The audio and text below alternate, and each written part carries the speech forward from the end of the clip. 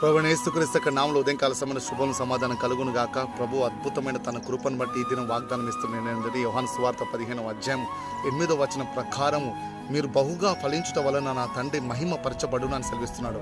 అంటే నువ్వు ఫలించుట దేవుని చిత్తం, సంపూర్ణ ఆరోగ్యంతో ఉండుట దేవుని చిత్తం, సమృద్ధితో ఉండుట దేవుని చిత్తం, ఆత్మ బలముతో కుటుంబంలో సమాధానంతో కుటుంబం అంతా ఐక్యత కలిగి ఉండుట దేవుని చిత్తము. అవి కాకుండా వేరే ఏ దుఃఖము, బాధ, వేదన ఏవైతే నీ జీవితంలో కలుగుతున్నాయో అవన్నీ కూడా అపవాది దగ్గర నుంచి వచ్చినాయి. సో కాబట్టి ఈ ఉదయం కాల సమయన ప్రభు నీకిస్తున్న ఈ మాటను బట్టి యేసుక్రీస్తు నామములో ప్రార్థనలో, వాక్యములో, ఆత్మలో ఫలించుదు గాక.